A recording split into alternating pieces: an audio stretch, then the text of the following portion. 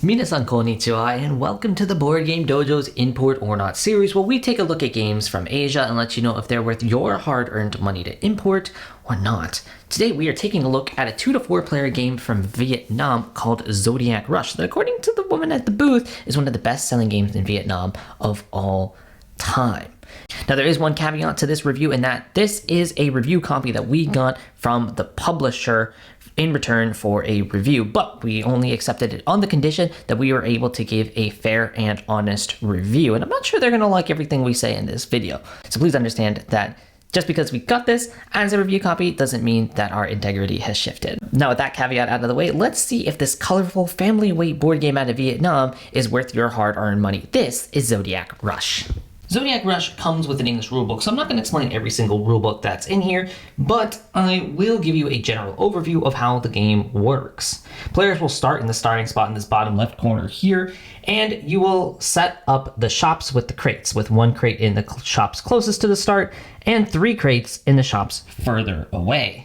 The first thing you'll do is draw an equipment card that has varying effects on it, like this one that summon 1 player to the cell adjacent to yours. They might also have something like forcing a player to go in the direction that you want. You will then roll the dice to move, and yes, this is a roll and move. Let's say that this is the black player. They actually get to pick which direction that they want to go, and you can pick this on any turn you want. If you land on a shop, you'll get to collect the crate from that shop and put it on your trolley card.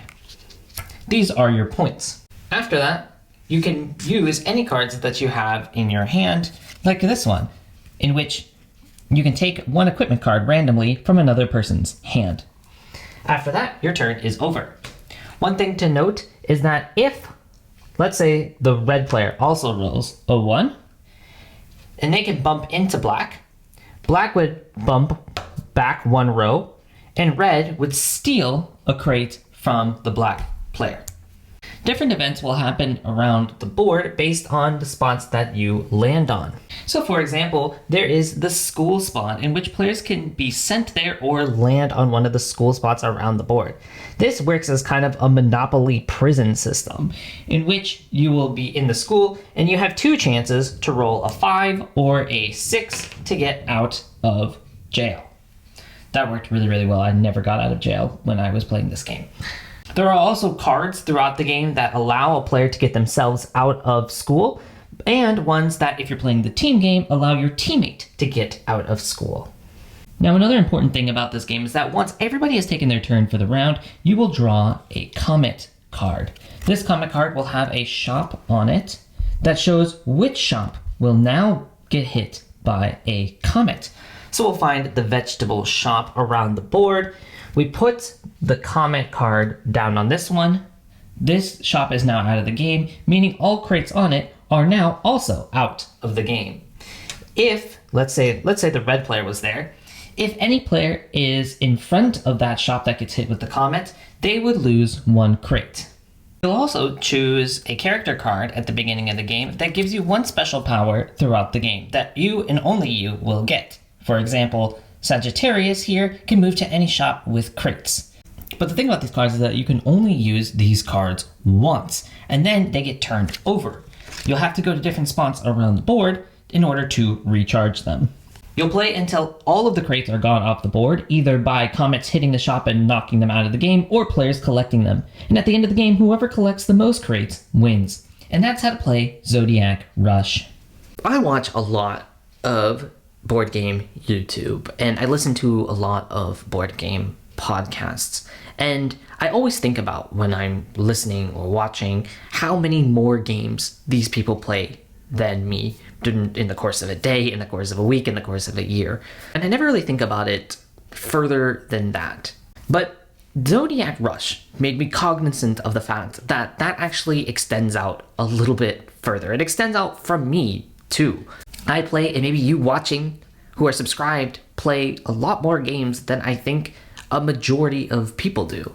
Even if we take a conservative guess and say, oh, I play 1 new game to me a month, that's 12 new games to me in a year, which might be more than a majority of people play in a year, 2 years, 3 years. So there's so many things about a game like Zodiac Rush that is just going to be seen in two completely different perspectives. And that is the thing. This game accentuates everything that is the difference between a game that is commercially successful and critically successful. And I think that that's like that way in every medium. So this is not like a new amazingly smart thought, because I just don't have those. For example, I really wanted to scream from the rooftop about what on earth is going on, that there are so many opportunities to go to school, which is jail in this one, which as a teacher just makes me so happy. I've never heard that school is a prison before. Losing your turn, not being able to move. And I just want to be like, why as a designer would you want to take all the time to make the board, to make the art, to make all of the rules for this game, and then give people so many opportunities to, while they're supposed to be playing your game, to not play your game? Why, in multiple plays of this game, did I spend 5 of the 15 minutes that I'm supposed to be playing this game not being able to move, trying to roll my way out of school, or other people making me lose my turn? And yet that very same mechanism, for the people who are non-hobbyists who are playing this game with me, were saying it's part of the chaotic fun of it. One person said it reminded them of the red shells in Mario Kart, where this game acts like a race, just like Mario Kart is. And sometimes when somebody gets out ahead, you're saving your red shell, you're saving their take that card and just flinging it down at them so you can stop them from winning. Because it's the only way that maybe you have a chance at winning. Sure, it's slightly annoying, but it's also part of the chaos of the game. Another example would be, I thought we were past the roll and move and take that cards. Like, I thought we were past this. I thought we got past this 10, 20, 30 years ago. The fact that we have so many better ways of having people move than rolling a dice. The fact that if you're supposed to have strategy in a game, having take that cards that undoes somebody's strategy is maybe not the best. I thought we had learned that. This is just outdated mechanics. And yet those very same things led the people who are outside of the hobbyist board game bubble, as it were, talk about how this game feels like a modernization of the mass market games they played as a kid. And most importantly, it actually had them ask me when we were done, what else do you have? I like these board games. And that very question, that very thing at the end of it, has actually caused us to postpone this video review week. This was supposed to be released last week. I was supposed to film this, edit this, everything last week. But I had to rethink about everything I thought about this game, because it made me reevaluate what maybe is a gateway game. It's interesting because at its simplest, a gateway game is something that people who like board games can use to get other people who maybe don't know board games or want to try it out. They can show them something and it would be good for them. It's not going to be intimidating. It's not going to be overwhelming. It's just going to be a nice time. And there are tons of games that are out there that are kind of widely seen as these really good ones for people to do this with. It might be something like Coloretto. It might be something like Century Spice Road. It might be something where I have to convince them that, the theme's not really there, but trust me, it's a good game. Or it might be I need to teach you these rules for 5 to 10 minutes, and you might not get it right away, but you will once we start playing the game. It might be something like that. And yet this game does away with all of that because it has so many things that are familiar to people who played mass market games before. I don't really have to convince them to play this game. And yet at the same time, it's not something that I'm ever going to be asking to play because I'm not the intended audience for this game. And that is where I think this conclusion is kind of going, is at the end of the day, this game is not for me. And for a lot of you who are watching, who are subscribed to the channel, who are always looking for the next big thing out of Asia, I don't think this is probably going to be for you either. And yet at the same time that I can confidently say that, I can confidently say that for a lot of people, a majority of people that are out there, this game is going to be good for them. I can think of 3 people off the top of my head that live in a 30-minute radius of our house that I could give this to, and it would immediately be the best thing in their collection, and they would love to have it.